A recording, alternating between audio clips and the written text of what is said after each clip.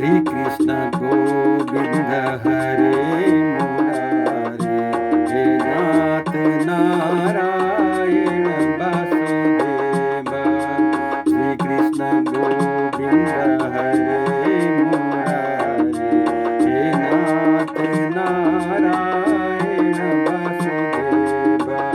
एकमात्र स्वामी सखा हमारे, एकमात्र स्वामी सखा हमारे, हे नाथ नारायण वासुदेव। श्री कृष्ण गोविंद हरे मुरारे, हे नाथ नारायण वासुदेव। श्री कृष्ण गोविंद हरे मुरारे, हे नाथ नारायण वासुदेव। जय श्री कृष्ण।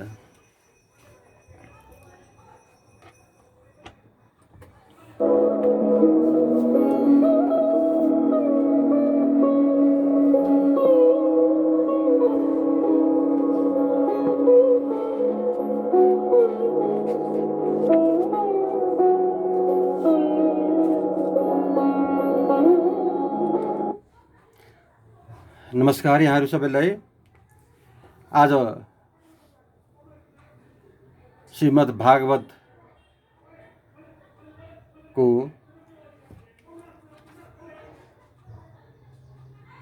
9औं दिनमा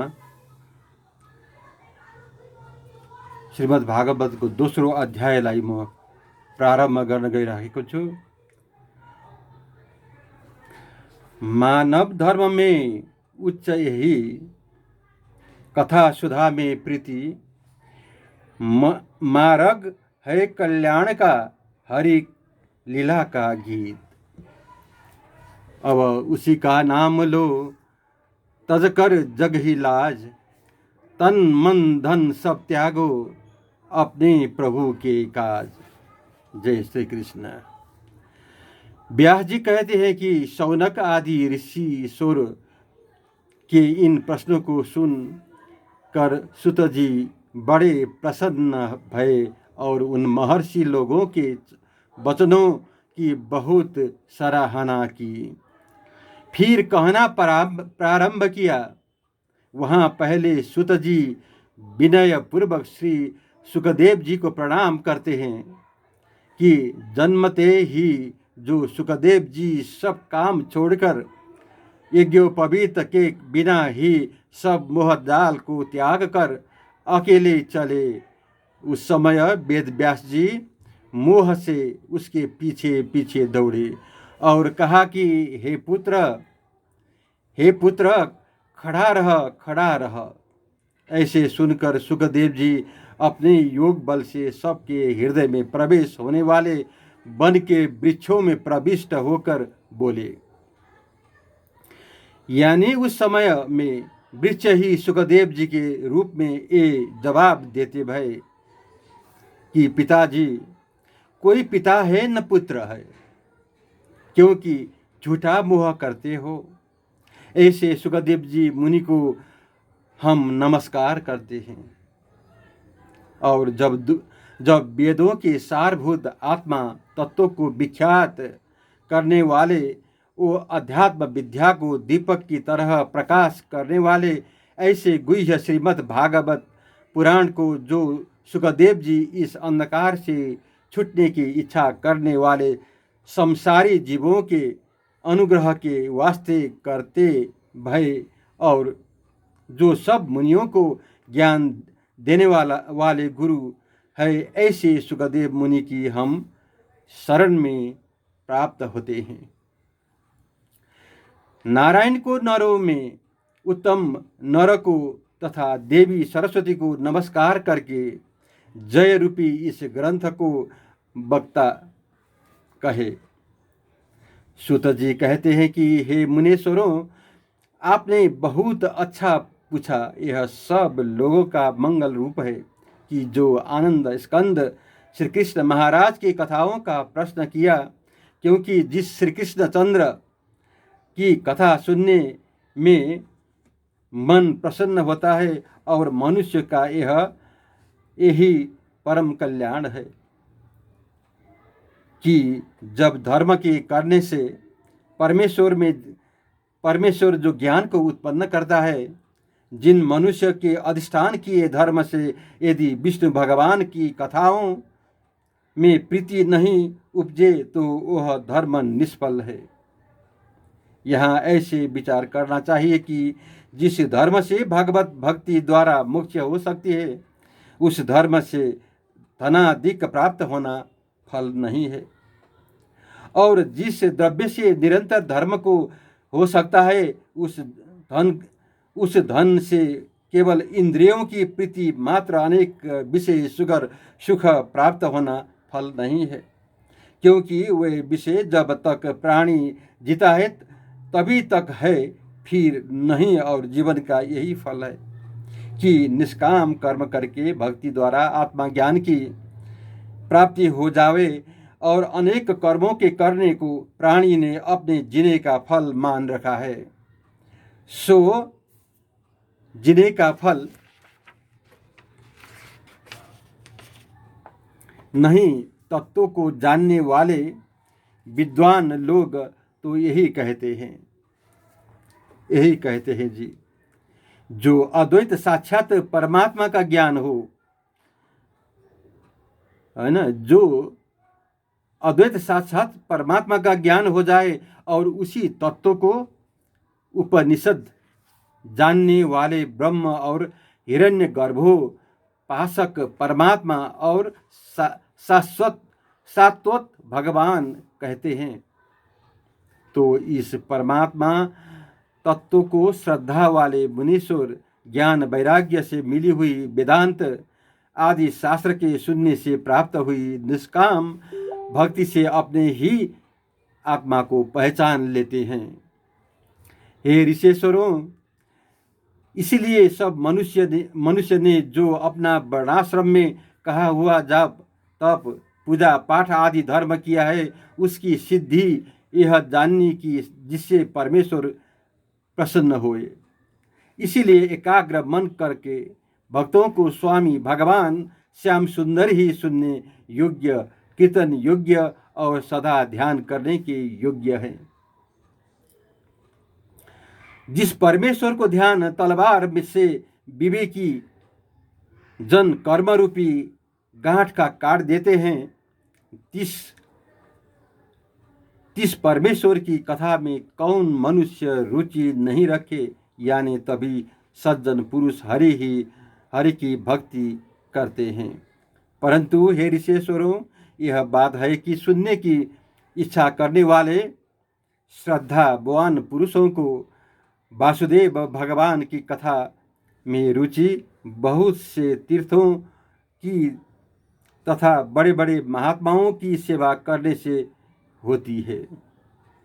श्रेष्ठ पुरुष के हितकारी श्याम सुंदर अपनी कथा को सुनाने वाले भक्तों के हृदय में विराजमान होकर उनके पाप को नष्ट करते हैं। फिर पाप दूर हो जाने के बाद दिन प्रतिदिन भगवान के भक्तों की सेवा और संगति करने से विष्णु भगवान विशेष अचल भक्ति को हो जाती है।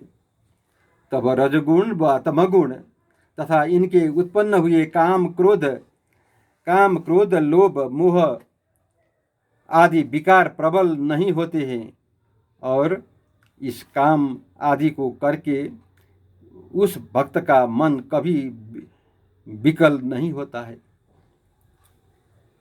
तब उसका मन सदा सत्वगुण में स्थिर रहकर प्रसन्न मन वाले विरक्त हुए तिस भक्त जन को भक्ति योग के प्रमाण से भगवत तत्व का ज्ञान यही आत्मज्ञान है, यानी आत्मज्ञान को हो जाता है।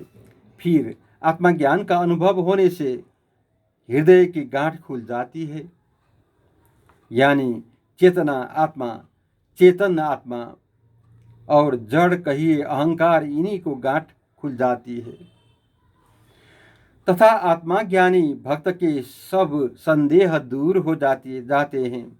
यह संपूर्ण शुभ कर्म क्षीण हो जाते हैं। इसलिए पंडित जन परम प्रीति करके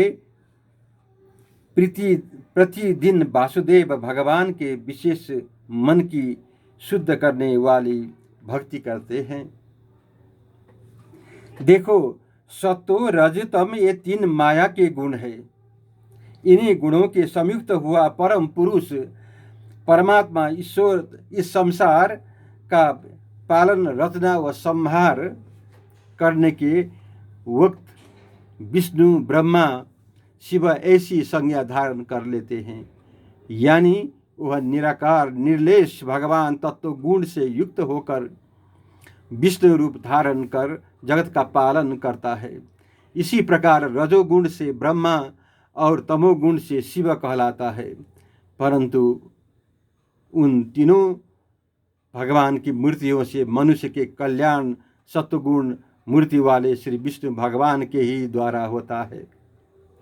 जैसे पहले भूमि का बिगार काष्ठ के धुआं निकलता है, फिर 30 धुएं में वेद त्रयी में कहे हुए कर्मों को सिद्ध करने वाला अग्नि उत्पन्न होता है।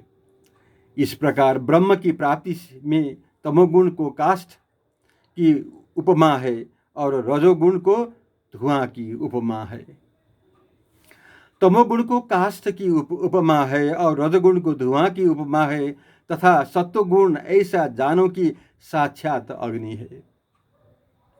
इसी प्रकार तमोगुण प्रधान शिव से और रजोगुण प्रधान ब्रह्मा से सत्वगुण प्रधान श्री विष्णु भगवान का ही प्राधान्य समझना चाहिए। मुमुक्षु जन घोर रूप वाले पितर प्रवेश यक्षादि देवताओं को त्याग कर केवल नारायण के शांत रूप अवतारों को ही भजते हैं और किसी दूसरे देवताओं का निंदा भी नहीं करते हैं। और जो राजसी प्रकृति वाले वो तामसी प्रकृति वाले मनुष्य है, वो पुरुष उन्हीं राक्षसी प्रकृति पितर भूत देवताओं को धन दौलत वो संतान की इच्छा से भजते हैं। अब वह कहते हैं कि मोक्षदायी होने से केवल विष्णु भगवान का ही भजन करना, क्योंकि विष्णु भगवान प्रधान है, जिनमें ऐसे वेद है और यज्ञों में भी विष्णु भगवान प्रधान है। क्रिया यानी कर्मकांड, जप तप पूजा पाठ, इन सबों में ही विष्णु भगवान प्रधान है। ज्ञान में भी भगवान मुख्य है, तपस्या में भी विष्णु भगवान की प्रधानता से माने जाते हैं। दान व्रतादि विषय के धर्म और शास्त्र और स्वर्ग आदि की गति में भी विष्णु भगवान प्रधान है।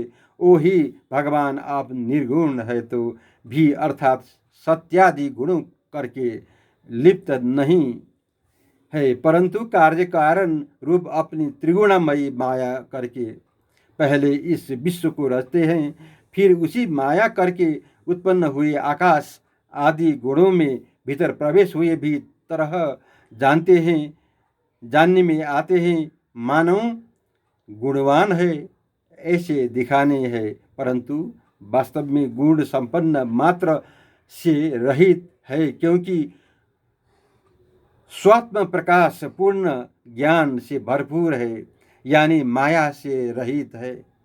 जिस प्रकार एक ही अग्नि अलग अलग काष्ठों में जुदी जुदी मालूम होती है, जैसे जितना लंबा चौड़ा काष्ठ को वैसे ही अग्नि दिखाती है, परंतु सिद्धांत में अग्नि एक ही है। इसी प्रकार भूतात्मा परमात्मा भगवान मनुष्य पशु आदि यह सब परमेश्वर के सत्व आदि गुणों के प्रभाव से उत्पन्न हुए पंच तत्व इंद्रिय मन तथा इन्हीं में अपने रचे हुए 4 प्रकार के जीवों को में प्रविष्ट होकर 30 शरीर के अनुसार विषय भोगों को अपनी इच्छा से भोगते हैं। यानी वही परमात्मा सबके अंतःकरण में विराजमान है और उन्हीं की सत्ता से सब इंद्रियां अपने विषय को ग्रहण करती है और वह परमात्मा, देवता, कच्छप, मत्स्य, बाराह आदि तथा मनुष्य देह, श्री कृष्ण आदि इन्हीं सब में अपनी लीला से अवतारों में प्रवेश होकर सत्व गुण करके सब लोगों का पालन करते हैं। क्योंकि वो लोग भगवान है, क्योंकि वो लोग भावन है, अर्थात वही परमेश्वर सब लोगों के करता है।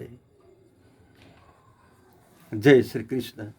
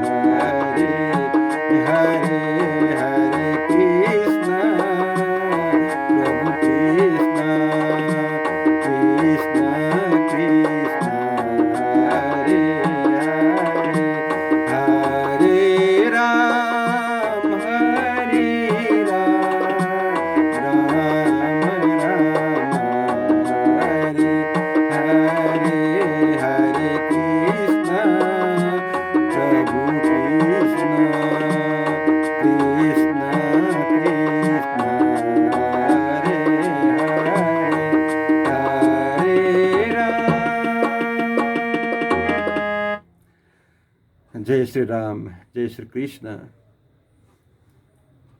आजलाई यहीँ समाप्त गर्दछु। फेरि हामी भोलि भेट्नेछौँ। नमस्कार यहाँहरू सबैलाई।